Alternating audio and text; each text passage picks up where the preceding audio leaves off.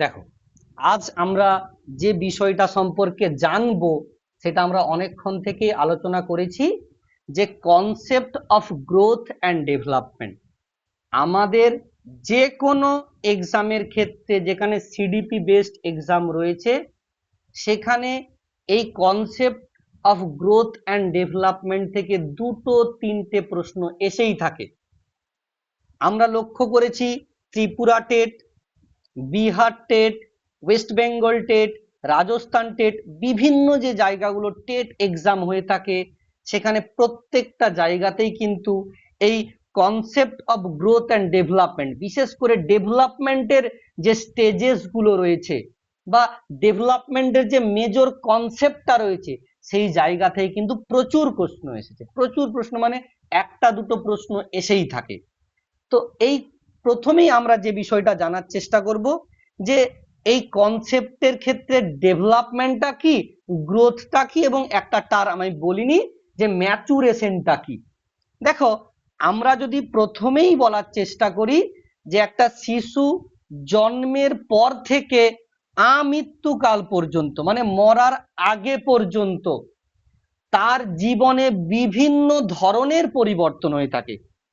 সেটা তার দৈহিক পরিবর্তন হতে পারে, তার মানসিক, সামাজিক, প্রাক্ষবিক, এই সমস্ত ধরনের পরিবর্তনগুলোই কিন্তু ডেভেলপমেন্টের মধ্যে আসছে।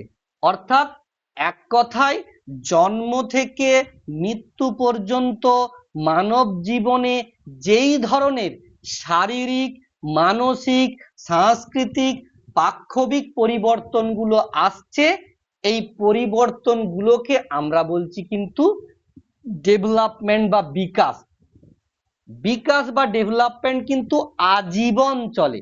একটা মানুষ যত দিন বাঁচে তত দিনই চলে। আমরা মাঝে মাঝে একটা কথা মা বাবার কাছ থেকে, শিক্ষক শিক্ষিকাদের কাছ থেকে শুনে আসি, তোর দ্বারা কিচ্ছু হবে না, তোকে পাঞ্চারের দোকানই খুলে দিতে হবে, তোকে চায়ের দোকানই খুলে দিতে হবে। এইটা সম্পূর্ণ ভুল বলে থাকেন। একটা ছেলের 5 বছর, 10 বছর বা 20 বছরের মধ্যে সে সুদূর ভবিষ্যতে কি হবে সেটার সঙ্গে কোনো যায় আসে না। আমি যখন প্রথম জীবনে পড়াশুনো করি, ইংলিশ তখন সদ্য আসতে শুরু করেছে গ্রামের স্কুলগুলোতে। আমি ইংলিশের নাম লিখতে জানতাম না যখন ক্লাস 5-এ পড়ছি। নিজের নামটাই অনেক কষ্ট করে শিখেছি। তার মানে কি তারপরে আমার পরিবর্তন হয়নি? তার 1 বছরের মধ্যেই আমি সেই সমস্ত স্যার এবং বন্ধুদেরকে দেখিয়ে দিয়েছিলাম যারা বলেছিল তোর দ্বারা কিচ্ছু হবে না। আমার নিজেরই ক্লাস 4-এর একজন ম্যাম বলেছিলেন যে তোর দ্বারা কিচ্ছু হবে না, ওকে দেখ, ও তোর থেকে অনেক এগিয়ে যাবে। আজ আমি সেই ছেলেকে অনেক দূর পিছনে ফেলে চলে এসেছি। তো বিকাশ বা ডেভেলপমেন্ট থ্রু আউট ইয়ার, তার জীবন সারা জীবন ধরে হয়। এক্ষেত্রে কখনো একটা নির্দিষ্ট সময়ের জন্য আটকে থাকে না। যে সমস্ত ছাত্রছাত্রীরা হোপলেস হয়ে পড়েছো, স্যার আমার আর হবে না, আমি অনেক পিছিয়ে পড়ে গেছি, স্যার আমার দ্বারা আর হচ্ছে না, তারা এই ধারণা থেকে মুছে ফেলো। আজ থেকেই শুরু করো, আমাদের সঙ্গে শুরু করো, নিশ্চয়ই হবে। যখন তুমি প্রত্যেকটা ধারণাকে, প্রত্যেকটা বিষয়কে খুঁটি খুঁটিয়ে পড়তে শুরু করবে, প্রত্যেকটা বিষয়কে ধীরে ধীরে ধাপে ধাপে জানতে শুরু করবে। একটা বাচ্চাকে আমি অ শিখানোর পরেই কখনোই কিন্তু তাকে বাক্য রচনা করতে দেই না। প্রথমে অ, তারপরে আ, এইভাবে একদম চন্দ্রবিন্দু চাঁদ যাবে সে। তারপরে সে পড়বে শব্দ গঠন, একটা বর্ণ ক আর একটা বর্ণ র, যোগ করে কর, ছোটবেলায় পড়ে এসেছি। তো এই যে দিকগুলো তোমাকেও মাথায় রাখতে হবে। যদি আমি প্রত্যেকটা জিনিস ধাপে ধাপে শিখি, তাহলে আমার বিকাশ কিন্তু হবেই। তাই বিকাশ কিন্তু নির্দিষ্ট স্তর ভিত্তিক, নির্দিষ্ট ক্রম ভিত্তিক এবং নির্দিষ্ট সময় পর্যন্ত স্থায়ী হয়। একটা মানুষের হঠাৎ বুদ্ধি এলো, কালকে আবার সুইচ টিপলেই কারেন্ট চলে যাওয়ার মধ্যে বুদ্ধি গায়েব হয়ে যাবে, এমনটা কিন্তু নয়। তাহলে একটা নির্দিষ্ট সময় পর্যন্ত এই বিকাশ স্থায়ী হয়। তাহলে স্যার, বৃদ্ধিটা আপনি কাকে বলছেন? বিকাশেরই একটা অংশ, যেটা শারীরিক বিকাশ। দেখো, আমি বলছিলাম বিকাশ কি? বিকাশ হচ্ছে কোনো একটা পরিবর্তন, এটা আমৃত্যু পর্যন্ত চলে। সেটা দৈহিক পরিবর্তন হতে পারে, মানসিক পরিবর্তন হতে পারে, সেটা হতে পারে তার প্রাক্ষবিক পরিবর্তন, হতে পারে তার সামাজিক পরিবর্তন। দেখবে যারা মা বাবা রয়েছেন তারা অনেকেই লক্ষ্য করেন, অনেক ক্ষেত্রে হয়তো অনেকের বাচ্চা রয়েছে সমাজের সঙ্গে খুব ভালোভাবে মিশতে পারে না, অর্থাৎ তাদের সামাজিক ডেভেলপমেন্ট হয় না। তার কারণ কি? আমি তাকে মোবাইল এবং বই এই দুটোর মধ্যে মানে কি বলে চেপে রেখে দিয়েছি। হয় তুই ঘরে বসে মোবাইল ঘাট, নয় তুই বই পড়, যে কোনো একটা, তোকে আমি কারোর সঙ্গে মিশতে দেবো না, খারাপ হয়ে যাবি, ওই হয়ে যাবি, সেই হয়ে যাবি। সে সমাজে মিশতেই পারবে না। আমার নিজের দেখা, আমার ক্লাসের যে সেকেন্ড বয় ছিল, তাকে আমরা যখন মাধ্যমিক দিতে যাচ্ছি, আমরা কত হাসি খুশি বন্ধু বান্ধবদের সঙ্গে হাত ধরে গল্প করে সব রকম ভাবে যাচ্ছি, কোথাও কোনো একটা জায়গায় কিছু গন্ডগোল হচ্ছে দাঁড়িয়ে দেখছি, সেই বাচ্চাকে যেন মা আঁচল দিয়ে ঢাকা এনে মেডিসিন খাইয়ে দিয়ে ভাত খাইয়ে দিয়ে গাল মুছে দিয়ে পরীক্ষা দিচ্ছে। তারপরে হঠাৎ করে ছেলে উচ্চ মাধ্যমিক দিয়ে এতটাই বেল লাগাম হয়ে গেল, তাকে আর ধরা গেল না, সে আর কোনো পজিশনেই নেই। তাহলে কখনোই বাচ্চার সামাজিক যে বিকাশ সেটাকে আপনারা থামাবেন না। তাহলে বৃদ্ধি কেবলমাত্র দৈহিক বা শারীরিক বিকাশ, অর্থাৎ একটা শিশু জন্মের পর 2.5-3 কেজি হলো, তারপরে সে 5 কেজি হলো হয়তো 3-4 মাসে, তারপরে 1-2 বছরের মধ্যে 10-12 কেজি হলো। এই যে তার ওজনের পার্থক্য হচ্ছে, এটা হচ্ছে বৃদ্ধি। অথবা আমরা লক্ষ্য করছি বাচ্চারা যখন হয়েছিল, আমি হয়তো ফিতা টিতা দিয়ে মেপে দেখিনি, মোটামুটি একটা বাচ্চা 1.5 ফুটের মতো ধরতে পারি ছোট বয়সে। তারপরে কিন্তু 2 বছর 3 বছর পরে দেখি 1.5 ফুটটা কবে 3 ফুট হয়ে যাচ্ছে, 3 ফুটটা 3.5 ফুট হয়ে যাচ্ছে। এই করতে করতে আমরা 5 ফুট 6 ফুট, কেউ কেউ 6 6.5 ফুটও হয়ে যাচ্ছি। তাহলে এই যে উচ্চতার পরিবর্তন, ওজনের পরিবর্তন, এগুলো আমাদের দৈহিক। এই দৈহিক পরিবর্তনগুলোকে আমরা কি বলি? গ্রোথ বা বৃদ্ধি। অর্থাৎ যে বিকাশের ক্ষেত্রে শুধুমাত্র শিশুর কাঠামোগত পরিবর্তন ঘটে, অর্থাৎ দৈহিক বা শারীরিক কাঠামোগত পরিবর্তন ঘটে, বাচ্চার যে খাঁচা ছিল অর্থাৎ অস্থি খাঁচা মানে কঙ্কালের যে খাঁচা, সেই খাঁচার যখন পরিবর্তন ঘটছে সেইটাকে আমরা বলছি কি? বৃদ্ধি, বা তাকে আমরা গ্রোথ বলছি। আর পরিণমন বা স্যার ম্যাচুরেশন কি? ম্যাচুরেশনটা হচ্ছে সেই ধরনের বিকাশ, এটাও বিকাশেরই অংশ, তাই আমি বিকাশকে প্রথমে রেখেছি, তারপরে দুটো রেখেছি। এটা কেমন ধরনের বিকাশ? এই বিকাশটা বংশগতির থেকে কিছুটা মানসিক এবং কিছুটা জৈবিক ধরনের বিকাশ। অর্থাৎ একটা শিশু জন্মের পরে স্বাভাবিক এবং স্বতঃস্ফূর্তভাবে যে যে বিকাশগুলো তার ঘটে থাকে সেটাকেই আমরা বলছি পরিণমন বা ম্যাচুরেশন। স্যার উদাহরণ কি হবে? একদম সহজ কথা, ছোট বাচ্চা জন্ম হয়েছিল, তুমি তাকে না কিছু শিখাও, সে কিছুদিন পরে উল্টো হতে পারে। 4 মাস 5 মাস পরে দেখে বাচ্চাকে তুমি উপর দিকে মাথা, যেটা চিৎ করে শোয়ানো বলি, তুমি করবে, সে উল্টে নিচের দিকে মুখ করে ঘুমাতে আরম্ভ করে দেয়। আমরা তখন আবার বাচ্চাগুলো এই কি হয়ে গেল কি হয়ে গেল বাবা। অর্থাৎ এই যে সে উবু হওয়া বা হামা দেওয়া বা হাঁটতে পারা, তার দাঁত ওঠা, এগুলো তুমি না চাইলেও হবে। এগুলো বাচ্চা স্বতঃস্ফূর্ত এবং স্বাভাবিক একটা বিকাশ। তাহলে বিকাশের মধ্যেই বৃদ্ধি আছে, আবার বিকাশের মধ্যেই কিন্তু পরিণমন আছে। বৃদ্ধিটা বিকাশের সেই অংশ যেখানে শারীরিক পরিবর্তন ঘটে, সেখানে দৈহিক কাঠামোগত পরিবর্তন ঘটে। আর পরিণমনের ক্ষেত্রে বা ম্যাচুরেশনের ক্ষেত্রে কি ঘটছে? সেখানে কিন্তু ঘটনা ঘটছে যে ওই শিশুটার স্বতঃস্ফূর্ত বা স্বাভাবিকভাবে যে পরিবর্তনগুলো আসে সেগুলো, যেমন বললাম যে বাচ্চা হওয়ার পরে কিছুদিন পরে সে আস্তে আস্তে দেখবে বিভিন্ন রকমের শব্দ উচ্চারণ করে। যারা পেড ক্লাসে আছো তারা অনেকেই শুনেছো আমি কথাগুলো বলেছি, কুইং, ব্যাবলিং, এই ধরনের শব্দগুলো তারা উচ্চারণ করতে শুরু করে। কুইং মানে বাচ্চা ছোট কু কু কু করতে শুরু করে, কিছুদিন পরে দেখবে মে মে মে অথবা বে বে বে, অর্থাৎ রিপিট করতে থাকে একটা বর্ণকে বারবার।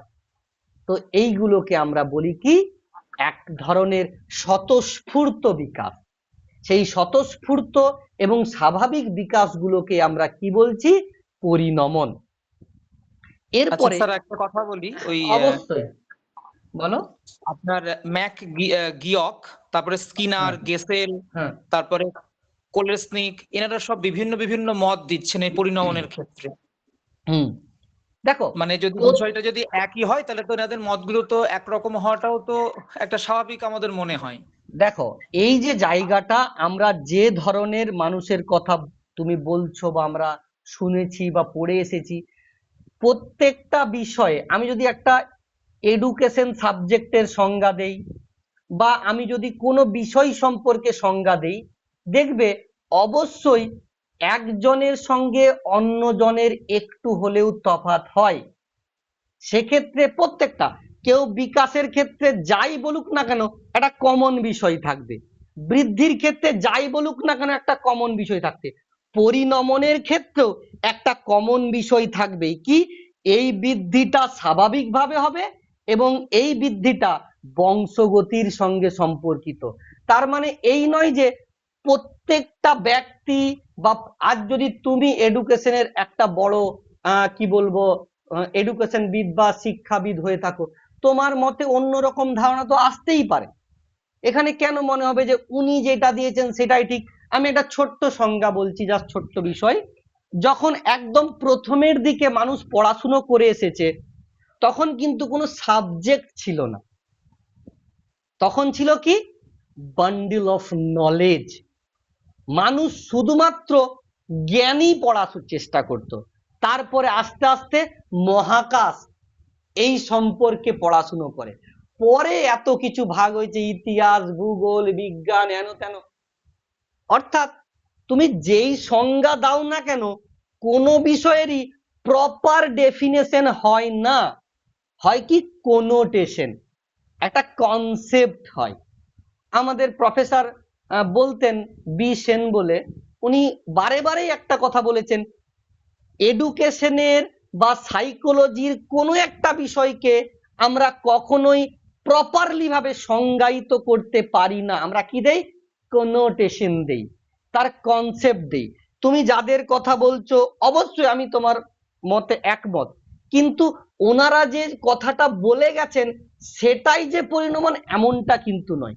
পরিণমনের যে স্বাভাবিক দুটো বিষয় থাকে বা যে মূল যে দুটো বিষয় থাকে, এটা বংশগতির সঙ্গে সম্পর্কিত এবং এটা স্বতঃস্ফূর্ত। কেউ বলতেই পারে স্যার এটা ন্যাচারালি অ্যান্ড স্পন্টিনিয়াসলি, অবশ্যই, কেন নয়। আমি প্রথমেই দুটো টার্ম বলেছি, এটা এক ধরনের বিকাশ, কিন্তু যার ক্ষেত্রে আমাকে মাথায় রাখতে হবে স্বতঃস্ফূর্ত ভাবে হবে। আবার কিছু কিছু মানুষ বলেছে যে পরিণমন এর ক্ষেত্রে শিক্ষাও কিন্তু গুরুত্বপূর্ণ। যেমন একটা বয়সের পর তুমি হাঁটতে পারবে, কিন্তু আমি দেখেছি আমাদের ঘরের ছোট বাচ্চাটাকে তার বাবা এক ধরনের গোল গাড়ি কিনে দিয়েছে, সে সেই গাড়িটা চালানোর পরে সে আরো দ্রুত হাঁটতে পেরেছে। তাহলে পরিণমনের ক্ষেত্রে স্বাভাবিক এবং স্বতঃস্ফূর্ত, তার মানে এই নয় যে শিক্ষার সেখানে কোনো দাম নেই। তো যে কোনো না যে কোনো সংজ্ঞা তুমি দাও না কেন, অবশ্যই একটা পার্টিকুলার মানুষের বক্তব্য সেটা। আজ যদি তুমি একটা এডুকেশনের রিসার্চ করো, আজ সেই সংজ্ঞা পরিবর্তন হতে পারে। আমি যদি রুশোর কথা বলি, তিনি তো একটা বড় ভুল করে চলে গেছেন, যে শিশুদের মতো করেই শিক্ষা দাও। তারা যেমন ভাবে চাইছেন না, সিস্টেমেটিক ওয়েতে দাও, যেখানে শিশুদের মতামত থাকবে এবং শিক্ষকদেরও মতামত থাকবে। কারণ শিশু তো ভুল চাইবেই। আমার যে স্কুলের বা যে জায়গাগুলোতে আমি কোচিং সেন্টার গুলোতে পড়াই, দুটো শিশু যদি বলে আমরা এখন নাচবো, আমি তাকে কি নাচতে দেব? তাহলে অবশ্যই শুধু যে শিশু কেন্দ্রিক হবে তা নয়, এখানে কোন লক্ষ্যটাকে নিয়ে আমরা পড়াশুনো করতে চাইছি তার জন্য কিছুটা পরিমাণ হলো শিশু কেন্দ্রিকের জায়গায় শিক্ষক এবং শিশু দুজনের মিথস্ক্রিয়ার মাধ্যমে একটা ফল বেরিয়ে আসুক। তেমনি পরিণমনের ক্ষেত্রে বিভিন্ন, যেমন বার্ক বলে একজন ছিলেন, তিনি এক ধরনের সংজ্ঞা দিয়েছেন। উনি ওনার ক্ষেত্রে বলছিলেন যে স্বাভাবিকও হতে হবে এবং স্বতঃস্ফূর্তও হতে হবে, সেইটাকে উনি দেখিয়েছেন। আরো অন্যান্য যে সমস্ত বিদ রয়েছে তারা তাদের মতো মতামত দিয়েছে। কখনোই একটা মতামতকে মেনে আমরা কিন্তু চলবো না। ক্লিয়ার? যে জিজ্ঞাসা করছিলে। হ্যাঁ স্যার, ঠিক আছে। এবারে যে বিষয়টাতে আমি আসছিলাম, তোমার এই কথাটা থেকে আমার মনে এলো, দেখবে বৃদ্ধি এবং বিকাশের ক্ষেত্রে স্যার আপনি তো বললেন যে কোনো পরিবর্তনকেই আমৃত্যু পর্যন্ত ঘটে তাকে তো আমরা বিকাশ বলি না, কখনোই না। আমরা সংজ্ঞায়িত করার ক্ষেত্রে বলে দেই, কিন্তু আজ আমার জ্বর হয়েছে, গায়ের তাপমাত্রা বেড়ে গেছে, এটা কি কোনো বিকাশ? না, এইটা কিন্তু দৈহিক পরিবর্তন হলেও এইটা বিকাশের অঙ্গ নয়। আমার একটা দুরারোগ্য ব্যাধি হয়েছে, আমি সেখানে অনেকখানি জড়সড় বা কুঁচকে গেছি, এটা কি বিকাশ? না। দৈহিক পরিবর্তন হলেও এটা না বৃদ্ধি না বিকাশ। তাহলে সমস্ত ধরনের পরিবর্তনকে আমরা বিকাশ বলতে পারি না, কিন্তু সংজ্ঞায়িত করবার সময় বা একটা সাধারণ কনসেপ্ট দেবার সময় আমরা বলে চলি আমৃত্যু পর্যন্ত আমাদের যে সমস্ত পরিবর্তন ঘটে সেইগুলোকে আমরা বিকাশ বলি। এটা আমরা একটা কোনোটেশন দেওয়ার চেষ্টা করি, এটা সম্পর্কে একটা কনসেপ্ট দেওয়ার চেষ্টা করি। তার মানে জ্বর হওয়া, সর্দি কাশি হওয়া, আমার একটা দুরারোগ্য ব্যাধিতে আমি কুঁচকে গেছি, সেক্ষেত্রে সেটাকে আমি বিকাশ বলবো না। অনেকের মনে প্রশ্ন হয়তো জাগতো একটু পরে যে স্যার আমার জ্বর হয়েছে, আমার দৈহিক তাপমাত্রা বৃদ্ধি হয়েছে, এটাকে কি আমি বিকাশের অংশ বলবো? না, কখনোই বলবো না। কেন বলতে যাবো? এটা এটা এক ধরনের দৈহিক পরিবর্তন, যেটা বিকাশের অংশ নয়।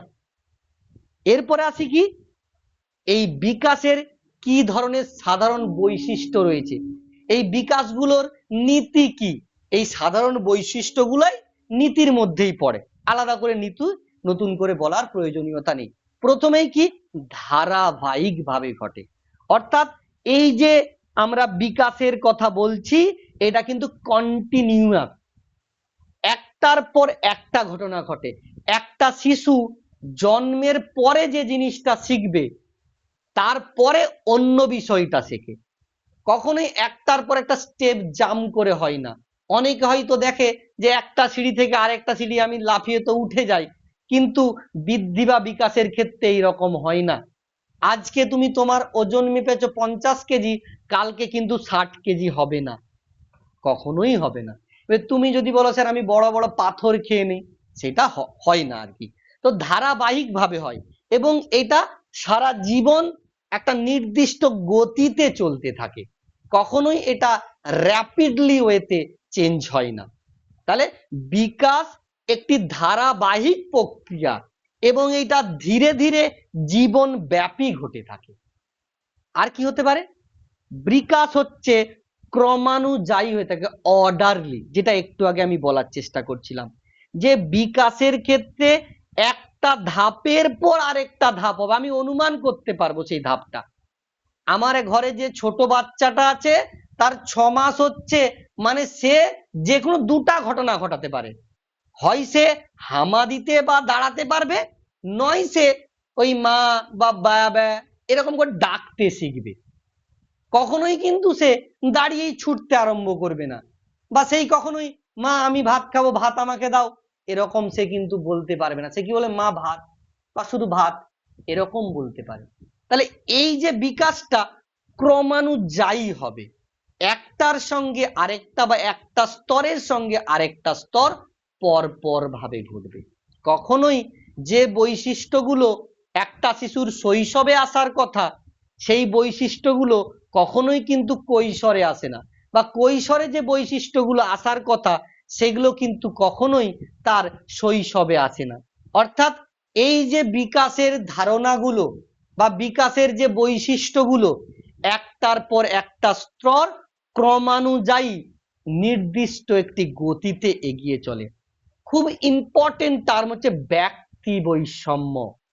দেখবে অনেক শিশুই রয়েছে, তারা কিন্তু একে অপরের থেকে আলাদা। যে আমি তোমাদেরকে কিছুটা বিষয় সম্পর্কে জানালাম, বিকাশ কি, বৃদ্ধি কি, বা পরিণমন কি, এই বিষয়গুলো আমি তোমাদেরকে জানালাম। এই বিষয়গুলো জানার পর আমি যদি 5 জনকে জিজ্ঞাসা করি যে বিকাশ কাকে বলে বলো তো বাবা, তোমরা কিন্তু 5 জনে 5 রকমের বলবে। তার কারণ তোমরা 5 জনে 5 রকম আলাদা আলাদা পরিবেশ এবং আলাদা আলাদা জিন থেকে এসেছো। অর্থাৎ একটি ব্যক্তি, একটা খুব বড় টপিক আছে ব্যক্তি বৈষম্য মানে ইন্ডিভিজুয়াল ডিফারেন্স, এটা আমাদের সিডিপির খুব একটা বড় টপিক। এটা এখন আমি পেড ব্যাচে শুরু করিনি, কয়েকদিন পরে শুরু করব। তো এই যে জায়গাটা রয়েছে, দুটো পার্ট কাজ করে। একটা হচ্ছে তার বংশগতি এবং তার একটা পরিবেশ। এই দুটো উপাদান একটা ব্যক্তির যে ব্যক্তি বৈষম্যের যে আলাদা আলাদা ভাগগুলো রয়েছে সেটা তৈরি করে। যদি এক কথায় আমার বাবা মার কেমন স্বভাব পরিচিতি, আমার বাবা মার উচ্চতা কেমন, আমার বাবা মার রং কেমন, সেই রকম বিষয়গুলোই কিন্তু আমার মধ্যে আসবে জেনেটিক্যালি। এবারে কেউ বলতে পারে স্যার আমার মা বাবা দুজনেই লম্বা, আমি বেটে। এইটা দেখা যায় যে তার বাবা লম্বা হলেও তার ঠাকুমা বেটে ছিল, কিন্তু দাদু লম্বা ছিল বলে বাবা লম্বা হয়ে গেছে। ওই যে ঠাকুমার কোন রকম ভাবে জেনেটিক তার মধ্যে সঞ্চারিত হয়েছে, এই রকম ভাবেও হতে পারে। যেমন বিশেষ করে আমার কথা বলছি, আমার দিদি দাদা দুজনেই কিন্তু লম্বা, আমি কিন্তু তুলনামূলকভাবে বেটে। কেন? কারণ আমার মায়ের উচ্চতা কম। আমার মায়ের উচ্চতা কম কেন? আমার মায়ের উচ্চতা কম কারণ আমার যে দাদু রয়েছে মানে মায়ের যে বাবা রয়েছে ওনার উচ্চতা কম, কারণ উনি বেঁচে আছেন এখনো, যথেষ্টই শক্ত রয়েছেন। ওনা দেখি তো অনেক ছোট, আমার থেকেও ছোট হাইটে। তো এইভাবে জিনটা বহন করেছে। তাহলে প্রত্যেকটি ব্যক্তি বা শিশু তার তার পূর্বসূরি যারা রয়েছে মানে তার যে আগের প্রজন্মের মানুষেরা, ওনাদের থেকে যে বৈশিষ্ট্যগুলো গ্রহণ করে থাকেন সেটাই তার বংশগতি। আর পরিবেশ কি? ওই পরিবেশ বংশগতির সঙ্গে একটু পলিশ করে দেয়। একটা ছোট্ট উদাহরণ দিই, তোমাদের আরো ক্লিয়ার হয়ে যাবে। তুমি অনেকেই তোমরা দেখেছো, দেখবে যে কুমোরেরা মাটির জিনিস তৈরি করে, ওখানে দুটো জিনিস আছে। একটা আছে বংশগতি মানে কোয়ালিটি অফ সয়েল, মাটিটা কেমন, তার টেক্সচার, তার মধ্যে যে ধরনের যে সফটনেস রয়েছে, পোরোসিটি রয়েছে, তার উপর ডিপেন্ড করবে কিন্তু কি কলসিটা বা পুতুলটা বা হাড়িটা কেমন হবে। এটা তো অবশ্যই ডিপেন্ড করবে। আরো একটা জিনিস ডিপেন্ড করবে, কোয়ালিটি অফ যে কুমোর, যে মৃৎশিল্পী, যে পটার, তার কি কোয়ালিটি হচ্ছে, তার হাতের জাদু কতটা রয়েছে, তার উপরেই কিন্তু ডিপেন্ড করবে। তাহলে একটা শিশু কেমন ভাবে শিক্ষা গ্রহণ করবে, শুধু যে তার জিন তাকে ঠিক করে দেয় তা নয়, তার পরিবেশ অর্থাৎ শিক্ষক মহাশয়, পিতামাতা, কাকু কাকিমা, ভাই বোন এবং পাশাপাশি সহপাঠী, আমরা ভালো টিচারের যখন সান্নিধ্যে আসি আমাদের চিন্তাধারার অনেক পরিবর্তন হয়। আমি ছোটবেলায় মার কাটুরে ছিলাম, মানে যাকে বলে পিটে দেওয়ার মানুষ, ঠিক আছে। এখন কিন্তু আমি বিগত 20 বছর কারো গায়ে হাত তুলিনি। কেন? বিভিন্ন স্যারদের সান্নিধ্যে এসে অনেক শান্ত এবং কোমল হয়ে গেছি। তাহলে এই যে আমার একটা ব্যক্তি বৈষম্য, অন্যের থেকে আমি আলাদা, বা আগের আমির থেকে বর্তমান আমির যে পার্থক্য, এটা পরিবেশের কারণে হয়েছে। বংশগতি তো আছেই, কিন্তু পরিবেশক এখানে রয়েছে। অর্থাৎ একটা শিশুর বিকাশের ক্ষেত্রে তার উচ্চতা কেমন হবে, তার বৌদ্ধিক ক্ষমতা কেমন হবে, তার মা বাবার উপরে ডিপেন্ড করে এবং তার পরিবেশের উপরেও ডিপেন্ড করে। একটা ছোট্ট গল্প বলি, দেখবে খুব একটা ছোট্ট গল্প মনে পড়ছে এই মুহূর্তে। একজন খুব সুন্দর রাজকন্যা ছিলেন, তিনি বিবাহ করবেন বলে খুঁজছেন একজন খুব যদিও কাউকে কালো বলা তো উচিত নয়, একজন চাপা রঙের মানুষকে তিনি বিয়ে করছেন যিনি সায়েন্টিস্ট। তিনি একজন সায়েন্টিস্ট, তার অনেক বুদ্ধি। যখন ওই রাজকুমারীকে জিজ্ঞাসা করা হয় যে আপনি কেন এত সুন্দর একজন রাজকুমারী, আপনি একটা এরকম চাপা রঙের ছেলেকে বিয়ে করছেন কেন, তখন রাজকুমারী উত্তর, উনি একজন সায়েন্টিস্ট, ওনার অনেক বুদ্ধি। সচরাচর, আমি আবার বলছি, সাধারণত বা সচরাচর বৌদ্ধিক ক্ষমতা বাবার থেকে বাচ্চাদের মধ্যে সঞ্চালিত হয়। যদিও এর ক্ষেত্রে ডিফারেন্ট ঘটে, কেউ হয়তো বলতে পারে না স্যার আমি তো আমার মায়ের মতো বুদ্ধি পেয়েছি, হতেই পারে, আমি একবারও বলছি না যে হয় না। সাধারণ ক্ষেত্রে বাবার যে বৌদ্ধিক ক্ষমতা তার উপর ডিপেন্ড করে। যেমন আমি লক্ষ্য করেছি অনেকেই বলে নাকি আমার যে বৌদ্ধিক দিকটা আমার বাবার মতো, মানে ওনার থেকে আমি পেয়েছি, কিন্তু আমার যে দাদা তার যে বৌদ্ধিক ক্ষমতা আমার মায়ের মতো। তো হতেই পারে, কারণ এর ক্ষেত্রে ব্যক্তি বৈষম্য রয়েছে। তো অবশ্যই একটা মানুষের চিন্তাধারা, সে কেমন ভাবে শিখবে, সে কেমন ভাবে পরিবেশের সঙ্গে তার বিকাশগুলো ঘটাবে, সবগুলোই ডিপেন্ড করে তার ব্যক্তি বৈষম্যের উপর। বুঝতে পারলে? এরপরে আসছি কি, এই বিকাশটা কেমন ভাবে ঘটে, ক্রমপুঞ্জিত ভাবে ঘটে, যেটাকে আমরা বলি কিউমুলেটিভ ওয়েতে। অর্থাৎ তাহলে একই স্যার দিকে, বিকাশ আর পরিণমনের মধ্যে পার্থক্য কি? আমি একটু আগেই বলছিলাম বিকাশ হচ্ছে একটা ব্রড কনসেপ্ট, যেখানে শারীরিক, মানসিক, সামাজিক, প্রাক্কবিক সমস্ত ধরনের পরিবর্তনগুলোই থাকে। কিন্তু বৃদ্ধি তার একটা ছোট্ট অংশ, যেখানে দৈহিক পরিবর্তন থাকে, এবং পরিণমন স্যার, পরিণমন, হ্যাঁ পরিণমন। বলছি পরিণমন, সেখানে দুটো বিষয় থাকে। পরিণমনের ক্ষেত্রে তার কিছু পরিমাণ জৈবিক এবং কিছু পরিমাণ মানসিক পরিবর্তন থাকে। এর এই জৈবিকের মধ্যে কিছুটা দৈহিক থাকতে পারে, কিন্তু সামাজিক এবং পাক্ষবিক এগুলো কিন্তু পরিণমনের মধ্যে থাকে না। তাহলে পরিণমনের ক্ষেত্রে কিছুটা মানসিক ব্যাপার যুক্ত রয়েছে, যেমন বা কিছুটা তার ভাষাগত দক্ষতাও যুক্ত থাকতে পারে। এটা বিকাশ একটা খুব বড় কনসেপ্ট, তার একটা ছোট্ট পার্ট যেটা বংশগতি দ্বারা সাধারণত প্রভাবিত হয়, যেটি জৈবিক এবং স্বাভাবিক ও স্বতঃস্ফূর্ত। এক্ষেত্রে আমরা বলতে পারি যে পরিণমন বিকাশের একটা অংশ, যে ক্ষেত্রে শিশুর কিছুটা পরিমাণ সামাজিক এবং ম্যাক্সিমামটা মানসিক পরিবর্তন ঘটে থাকে। ঠিক আছে, কিছুটা পরিমাণ মানসিক পরিবর্তন ঘটে থাকে, এই বিষয়টাকে আমরা বলতে পারি।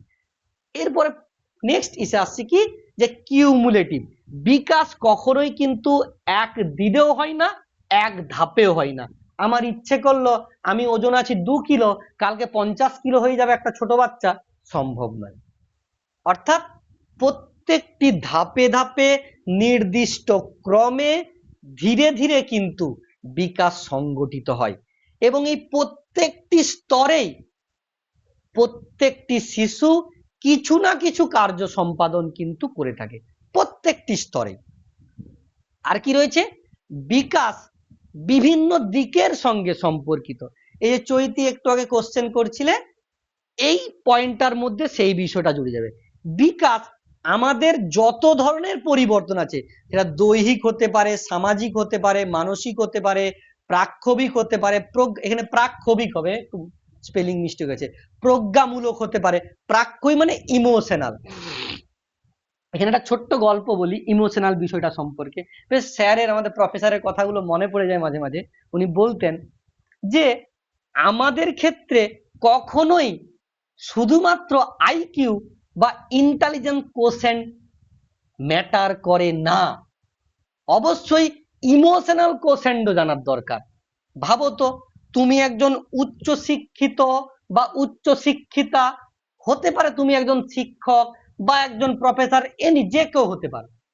কোনো একটা বিয়ে বাড়িতে কেউ মারা গেছে শুনি, সেখানে গিয়ে যদি হাসতে শুরু করো, তোমার কি শিক্ষাগত যোগ্যতা কেউ বিচার করবে? আর কেউ বিচার করবে না, কারণ সমাজে বাঁচতে গেলে শুধুমাত্র ইন্টেলিজেন্ট কোশেন্ট বা আইকিউ নিয়ে বাঁচা সম্ভবই নয়।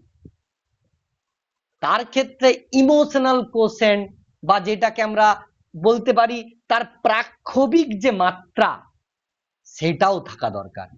তো এই প্রজ্ঞামূলক হোক বা প্রাক্ষবিক হোক, সামাজিক হোক, সমস্ত পরিবর্তনগুলোই কিন্তু বিকাশের সঙ্গে যুক্ত। এবারে একটা দিক যদি ক্ষতিগ্রস্ত হয়, যেমন যারা পেড ব্যাচে আছো তারা অনেকেই জানো আমি দুদিন পড়াতে পারিনি, একটা ক্লাস নিতে পারিনি আর একটা এক্সট্রা ক্লাস নিতে পারিনি। কেন? আমার হাতটাতে একটা ফ্র্যাকচার হয়েছে, যদি যন্ত্রণায় থাকি আমি কি বলবো? আমার মাথাটা কখনো ঠিক থাকতে পারে? আমার তো মাথাটা সবসময় 80% টাইম হাতটার দিকে থাকবে, যে হাতটা কেন ব্যথা করছে, হাতটা যন্ত্রণা করছে। অর্থাৎ এই যে বিভিন্ন দিকগুলো বিকাশের, একটা যদি ক্ষতিগ্রস্ত হয় অন্যটা কিন্তু অসম্পূর্ণ রয়ে যাবে। অর্থাৎ আমার মধ্যে কোনোভাবে যদি পুষ্টির অভাব ঘটে, দৈহিক বিকাশ যদি ঠিকঠাক না হয়, আমার কিন্তু মানসিক বিকাশ হবে না। যেই মানুষটা না খেতে পেয়ে রুগ্ন জরাজীর্ণ হয়ে গেছে, তাকে আমি কখনোই কিন্তু পড়াতে পারবো না। যার পেটে খিদা আছে তাকে আমি ক্লাসে আটকে রাখতে পারবো না। আমি যতই বড় বড় গল্প দেই না কেন, যতই একদম মহাভারত এনেও তাকে দেই না কেন, তাকে আমি ক্লাসে আটকে রাখতে পারবো না। যার জন্য মিড ডে মিল। কেন মিড ডে মিল হয়েছে এত বড় একটা স্কিম? তার একটা কারণ, প্রান্তিক যে শিশুরা পেটে তার খিদে রয়েছে, সে ক্লাসে থাকবে কি করে, তার পড়াগুলো কি করে তার মধ্যে যাবে? এই জন্যে স্যার এই কনসেপ্ট বলো। থেকেই তো মিড ডে মিলের উৎপত্তি। অবশ্যই অবশ্যই, একটা দিক যদি ক্ষতিগ্রস্ত হয় বিকাশের, তাহলে অন্য দিকটাও ক্ষতিগ্রস্ত হবে। আমার যদি কোনো একটা বাচ্চার প্রজ্ঞামূলক যে দিক, সেটার বিকাশ যদি ঠিকঠাক ভাবে না হয়, তার কখনো সামাজিক বিকাশ ঘটবে না। অর্থাৎ বিকাশের একটা দিকের সঙ্গে অন্য একটা দিক অঙ্গাঙ্গিক ভাবে জড়িত, অর্থাৎ তারা পরস্পরের সঙ্গে কিন্তু যুক্ত রয়েছে। আর কি, এই বিকাশ হচ্ছে বংশগতি এবং পরিবেশের মধ্যে মিথস্ক্রিয়ার ফল।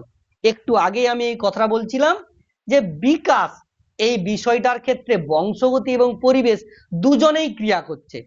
যদি কারো মা বাবা খুব বুদ্ধিমান হয়ে থাকে, সে যদি না পড়াশুনো করে, তার কিন্তু এই যে মনোবিকাশ, যেটাকে আমরা বলি প্রজ্ঞামূলক বিকাশ, সেটা কিন্তু পরিপূর্ণ হবে না। কেন টিচিং এর প্রয়োজন? যেমন আমাকে অনেক স্যারই বলতো, আমি তো গভর্নমেন্ট কলেজে পড়েছিলাম বিএডটা যখন গভর্নমেন্ট কলেজে পড়ি, তখন আমাকে স্যার বলছিলেন যে সেরাপত, তোর মধ্যে যতটুকু পড়ানো সম্পর্কিত জ্ঞান রয়েছে, তোর বিএড এর প্রয়োজন নেই। এটা কিছু স্যার বলেছিলেন, কিন্তু প্রফেসর আমাদের যে বি সেন ছিলেন, বিশ্বজিৎ বাবু ছিলেন, তিনি একটা কথা খুব ভালোভাবে বলেছিলেন যে এডুকেশন বা এই যে আমাদের বিএড এর শিক্ষণ, এটা কি শেপিং, তুমি যতটুকু জানতে তাকে আরো সুন্দর করে দেওয়া। আমি জানি তোমার সিডিবি সম্পর্কে অনেক ধারণা আছে, তুমি যদি আবার সেটাকে স্টেপ বাই স্টেপে পড়ো, যে জায়গাগুলোতে তোমার কিছুটা হলেও কনফিউশন ছিল, সেই জায়গাগুলো আবার কংক্রিট হয়ে উঠবে। অর্থাৎ এই যে লার্নিং অ্যান্ড টিচিং পরস্পরের সঙ্গে সম্পর্কযুক্ত, আর এই টিচিং এর ক্ষেত্রে লার্নিংটা হচ্ছে শেপিং এর কাজ করে, অর্থাৎ তাকে আরো সুন্দর এবং স্মুথ করে। তো বংশগতি হচ্ছে একটি শিশুর বিকাশের ক্ষেত্রে এই স্মুথনেসটা আনে এবং তাকে আরো সুন্দরভাবে প্রকাশিত করে তার পরিবেশ। একটা বাচ্চা খুব বুদ্ধিমান, যদি তোমরা প্রত্যেকেই নাম শুনেছ গড অফ ক্রিকেট, আমরা তেন্ডুলকারকে বলে থাকি, সচিন তেন্ডুলকারকে বলে থাকি, কিন্তু যদি প্র্যাকটিস না করতো, সচিন তেন্ডুলকার কি কখনো সচিন তেন্ডুলকার হতে পারতো? আমরা যদি সবচেয়ে সুন্দর যে জীবিত বা যিনি মারা গেছেন দুজনের গায়িকার কথাই বলি, শ্রেয়া ঘোষাল এবং লতা মঙ্গেশকর জি, এনারা যদি প্র্যাকটিস না করতেন এই জায়গায় কি আসতে পারতেন? এই প্র্যাকটিসটা কি পরিবেশ, অর্থাৎ ভালো পরিবেশ শিশুর বিকাশকে ভালো করবে। এটা আমাদের কথা আছে না, সৎসঙ্গে স্বর্গবাস আর অসৎসঙ্গে নরক। অর্থাৎ যদি তুমি ভালো পরিবেশের সান্নিধ্য পাও, যদি তুমি ভালো পরিবেশের মধ্যে নিজেকে রাখতে পারো, তাহলে কিন্তু অবশ্যই তোমার বিকাশ আরো ভালো হবে। না তারপরে স্যার, দেখো বিয়েটা আর একটা জিনিসও ছিল, পরিবেশ ইন্টু বংশগতি, না সরি, বংশগতি ইন্টু পরিবেশ ইজিক্যাল টু হচ্ছে ব্যক্তিত্ব। কোনো একটি শিশুর ব্যক্তিত্ব গঠন হয় পরিবেশ এবং বংশগতির অবশ্যই গুণফলে। অবশ্যই যখন আমরা এই যে ব্যক্তিত্ব নিয়ে আসবো, তার বিভিন্ন মডেল রয়েছে, ব্যক্তিত্ব বা পার্সোনালিটি, তখন এই বিষয়গুলো পড়বো। অবশ্যই তুমি যেটা বলছো যে যে কোনো মানুষের ক্ষেত্রেই দেখো, এই যে ব্যক্তিত্ব ওয়ান কাইন্ড অফ তো বিকাশ, বিকাশেরই একটা পার্টের মধ্যে বলতে পারো। যে একটা বাচ্চা তার ব্যক্তিত্ব সে ইন্ডিপেন্ডেন্ট হবে না সে কেমন ধরনের হবে, এই যে দিকগুলো টোটালি কিন্তু ডিপেন্ড করবে তার বিকাশ কেমন ভাবে হয়ে আসছে। আর বিকাশ ডিপেন্ড করবে কি, তার বংশগতি এবং পরিবেশ কেমন রয়েছে, তাই না? এরপরে আসছি বিকাশ এবং শিখন। একটু স্পিকারটা অফ রাখো। বিকাশ এবং শিখন, শিখন কি? শিখন আর শিক্ষণ কিন্তু আলাদা। শিখন মানে হচ্ছে লার্নিং, আর শিক্ষণ মানে টিচিং। যখন তুমি তোমার পেয়ার গ্রুপ বা নিজে নিজেই কোনো কিছু সম্পর্কে জানছো, সেটা অবজারভেশনের মাধ্যমে, সেটা নিজে পড়ে হোক, সেটা কিন্তু লার্নিং। তো বিকাশের ক্ষেত্রে এই লার্নিং কিন্তু খুবই গুরুত্বপূর্ণ। লার্নিং মানে কি, ব্যক্তির যে আচরণ তার পরিবর্তন, মানে এটাও কিন্তু পার্সোনালিটির সঙ্গে অনেকখানি সম্পর্কযুক্ত। অর্থাৎ যদি তার লার্নিং ঠিকঠাক ভাবে হয়ে থাকে, তাহলে তার কিন্তু ডেভেলপমেন্ট বা বিকাশ আরো ভালোভাবে হবে।